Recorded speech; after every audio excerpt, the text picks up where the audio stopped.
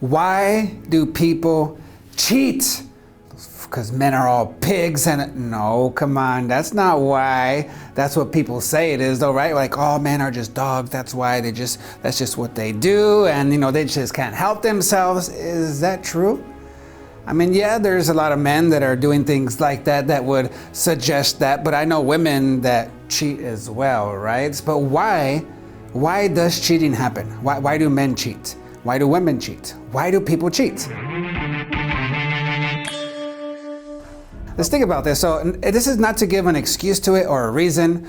It's not to minimize any pain that you might have gone through because maybe you've gone through that. Somebody's cheated on you. I know it's happened to me, and I know it hurts. It messes you up. I was like depressed for like 2 months, and I lost a bunch of weight because I couldn't function. I was heartbroken, messed up. So I get it. I know that it hurts, but why does it happen? I know for me, it really helped me to heal and to move on from that type of experience. So if this is something that you've gone through, even though it was years ago, maybe you haven't processed it, this will actually give you understanding to help you to let go, to heal, to have understanding of why people do these stupid things sometimes, right? And it happens like a lot of times even with people that you would never think would do that. For an example, like, I don't know if you've ever had where you have friends or family or maybe people in your church or people that you've known for a long time, and you know them, you know their values, you know how they live, their morals, their standards, and they're like just good people, right? They're on point. They want, they just have good morals, good ethics, integrity, and you know them. Then all of a sudden they cheat or they steal or they do something that you would never ever have thought that they would ever have done that ever in your life. And all of a sudden you hear about it or you see it or you witness it and you're like, what? No way did this happen. No way did so-and-so do this. How? I would never have guessed that they would have done this. Have you ever had that? I'm sure you've had that kind of experience where there's somebody in your life that you knew or you thought you knew, right? Like that, I thought I knew him. I thought I knew her, but I guess not. You've had those experiences, right? Why do they get to that place? Where they do those things that don't really match who you knew them to be. And it's because people are willing, write this down, people are willing to break their morals and values in order to get needs met. People are willing to break their morals and values that they so deeply believe, they're willing to break those things in order to get certain needs met. And the thing is, if people don't understand what those needs are and what their most important needs are, they become vulnerable to those type of situations where we can end up doing something that we know that we're better than, or we know we shouldn't be doing that, and we fall into it. We're like, why? I freaking knew I shouldn't be doing that, and here I am doing it. Why? This is why.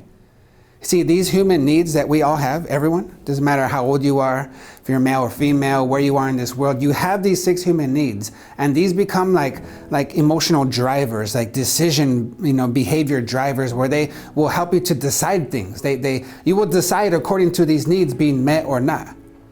You will buy a car according to these needs being met or not, or you will hang out with certain people according to these needs being met or not, or you will live in a certain place or work at a certain place or do certain hobbies. All these things that you and other people decide to do and spend their valuable time and energy into, those are things that they believe are going to get some of their needs met. We make our decisions, we base our lives according to these 6 needs.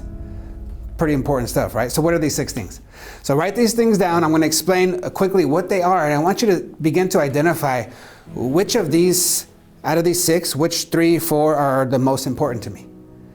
For me right now in this season, because it can change. And I want you to also understand that this is where addiction comes from.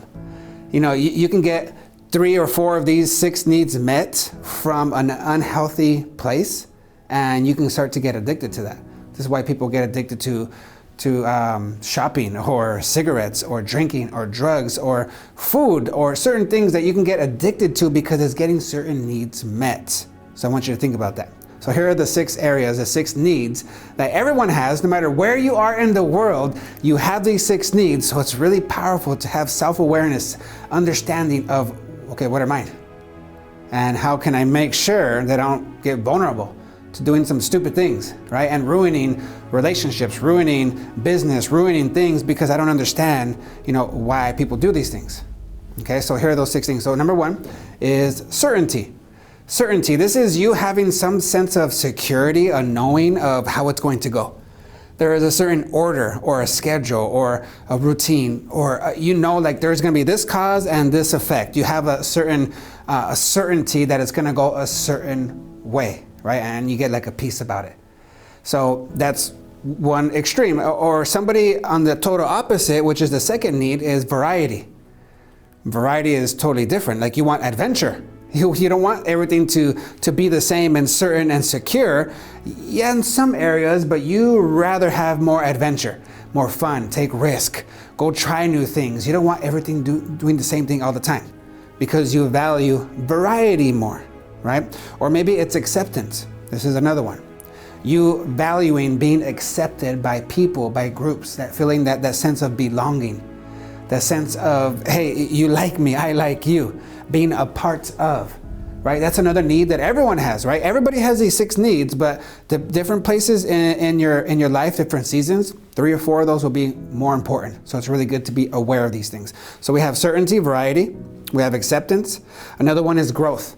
This is another need that we all have, but how important is it for you?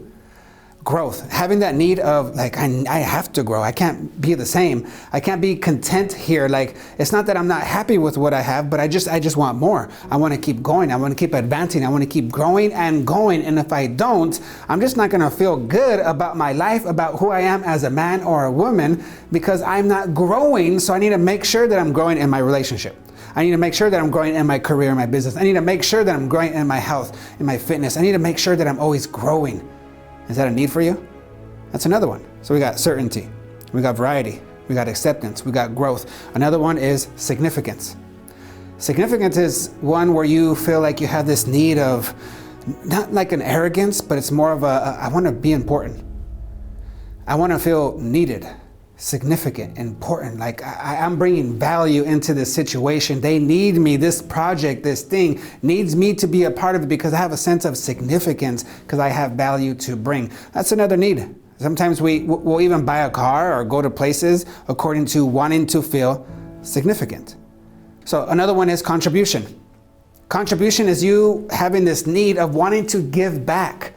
Whether it's with your time, yourself, your wealth, you have a message to give, donating time or money, however you want to do it, but it's you wanting to contribute, to give back in whatever way that you can, right? Like whatever resources that you have, it makes you feel good to be able to give back, to contribute, because that's a need that you need to fulfill. So these are 6 needs. You got certainty, variety, acceptance, growth, significance, and contribution. And these are things that we all have. So we need to begin to be aware, okay, like what's important to me? And you'll see that you'll make decisions on like maybe what kind of car that you buy based on these needs. For an example, people that have more variety, they'll buy maybe a Jeep or something that's more adventurous, right? That like they feel more free in. They can put the top down or take the doors off, or something where it's more adventurous because they value variety more.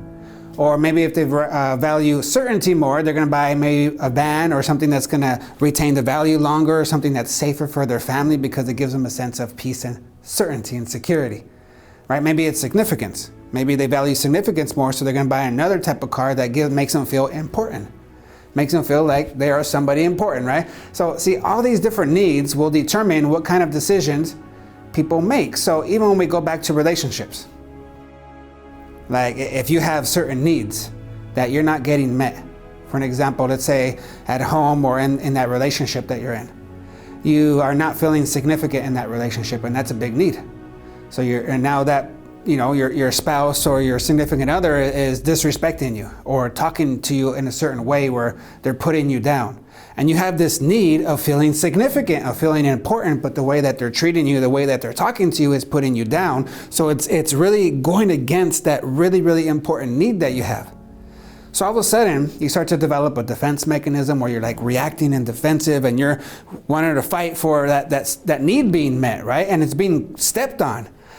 So that starts to get really discouraging, or you start to close up and avoid it, and you start to create a separation in that relationship. So then all of a sudden, what happens?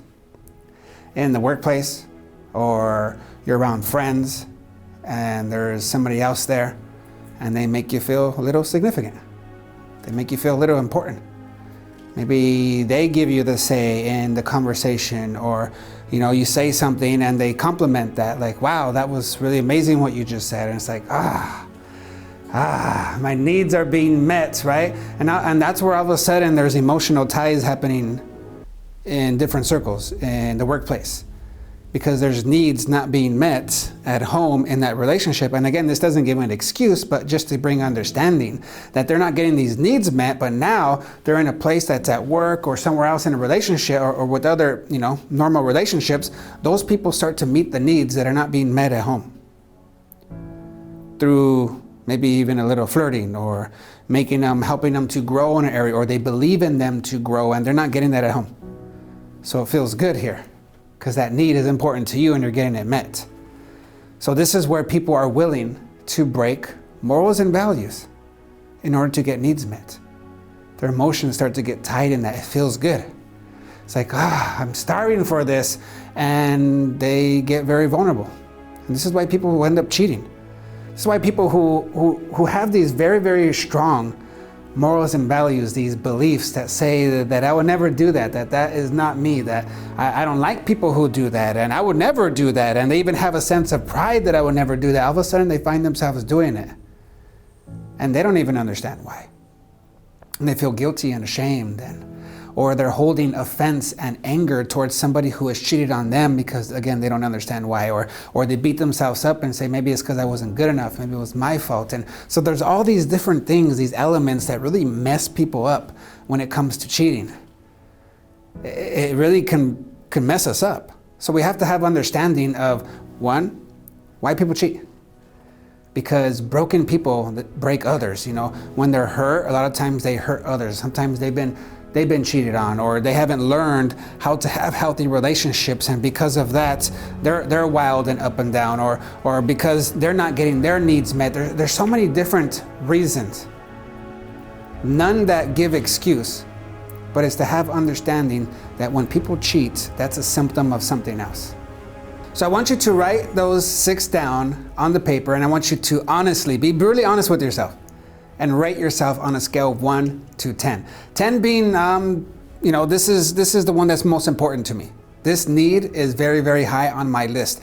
On the 6, this is like, 10, this is really important. 1 being, this is not really that important to me. It used to be, or maybe one day it will, but right now in my life, it's not that important. So I want you to do that for each of the 6 needs. Just rate yourself on a scale of 1 to 10, 1 being this is not that important, 10 being this is really important. And now when you start to look at those, kind of just when you're done with it, look at it and see what are your top 3 or 4, right? What are the top ones for you that are most important for you right now? And start to think, what are things that you can start to do on a daily, on a weekly basis that you can start to meet that need in a healthy way? What are some things that you can do? Whether it's, spending time with somebody, or some hobbies, or reading, or, I don't know. There's so many things that we can do to develop ourselves, to meet our needs in healthy ways. So be creative. Look at those ones that are most important, the 3 or 4 most important to you right now, and think of at least one thing that you can do for each of those needs for yourself. Put it on the schedule, put it on the calendar, create time for it to where you are making sure that you are meeting that need in healthy ways on a consistent basis, and watch what that does for your life. Not only that, but when you start to do that for yourself and share that with your partner, you will prevent any kind of cheating. You will prevent any kind of affairs, because you're both understanding what your needs are and how to get them met in healthy ways. Richard Martinez here. Thanks again for watching. Please like, comment, subscribe. I'm always bringing value, always bringing different videos on here. So if you have any questions, if you have maybe some ideas of different topics, let me know. I'm always looking to just bring more value to my clients, to my audience. So let me know what you think, and see you at the next video.